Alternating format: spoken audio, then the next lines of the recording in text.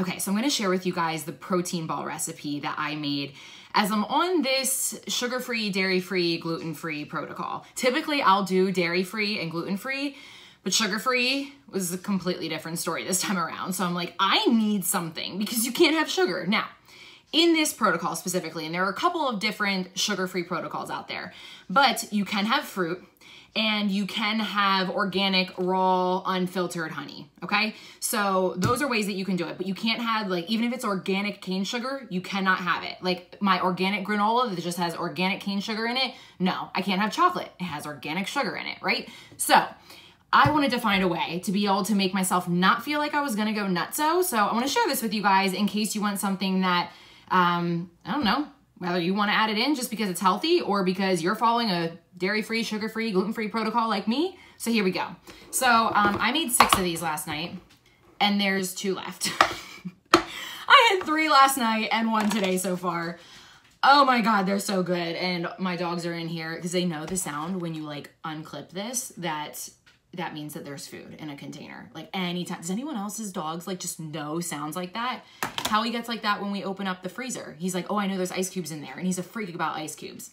Side note, anyway, so what is in here? What did I put in here? So first you have your oats. I did 1 Degree Organic Foods. They're gluten-free organic oats. You want to make sure it's organic, doesn't have any glyphosate on it, a known carcinogen for those of you guys that don't know about all that issue out there with glyphosate being sprayed on just about everything. And you want to make sure that it is certified gluten-free, because just because something looks like it's gluten-free doesn't necessarily mean that it is certified gluten-free. Meaning if you look at an oat and you're like, there's no like wheat or barley or whatnot in that, it's not gonna have gluten. It doesn't necessarily mean it wasn't produced in a facility that cross-contaminated. So I like these because on the bottom it says, you know, it has the Beyond Celiac gluten-free certification.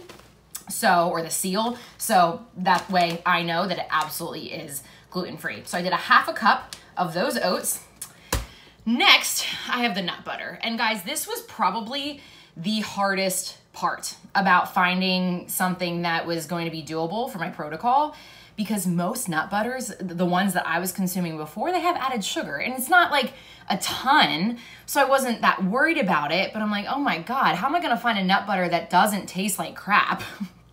Doesn't taste like really chalky, like if it doesn't have sugar in it, I mean, it'll taste like nuts, but you know, no salt added, unsweetened. I'm like, this is gonna be great, but you add honey in later, so it really doesn't matter.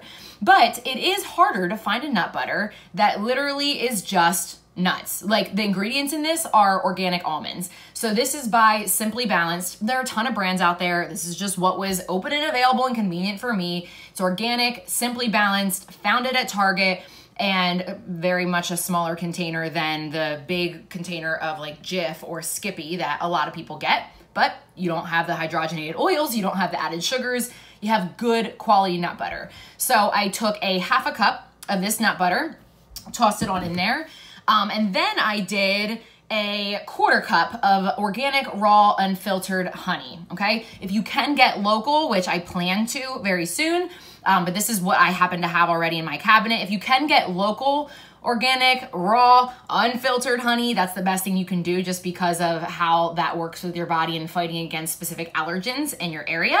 So I did a 1/4 cup of this honey, and it's very sweet enough to be able to make it so that the tasteless nut butter doesn't matter. When it comes to the protein powder that I throw in, I did a 1/2 scoop actually of the bone broth protein powder by Dr. Axe or Ancient Nutrition. Now, typically, any other time that I've made this recipe before, anytime I've made a protein ball recipe, I'll use a whey protein. That's what I had done in the past, but if I'm going dairy-free, then I need something without dairy, and bone broth protein or a plant-based protein is the way to do it. My body doesn't really like plant-based proteins. So anyway, I really love the bone broth protein, and I did 1/2 scoop of that as well. And then last but not least, we have a flax or chia blend. I did a 1/4 cup of this, but you don't have to do flax chia. You can do just chia or just flax if you want, but getting it organic, again, wanted to make sure I was using the best of the best, and so I did a 1/4 cup of that. So just to kind of summarize here, we did yes, I am reading off of my paper. I did 1/2 cup of oats, half a cup of nut butter, 1/2 scoop of protein, 1/4 cup of flax, 1/4 cup of honey, and lots of love. So that made me 6 1.5 inch size protein balls. Again, I didn't want to make double the batch. It's normally what I do. Normally it's 2 times everything that I just listed, just because it's either like me and my husband both eating it or whatnot. But honestly, I didn't want to be tempted to eat that much, and I didn't know how good it was going to taste. So I wanted to make sure that I just made a little bit first and figure out I'll definitely be making these again. But whether you're somebody that's just looking to have like a healthier snack, somebody that's looking to cut out a lot of the processed sugars but still want something sweet, or you just need a quick and easy snack on the go, you gotta give these a try.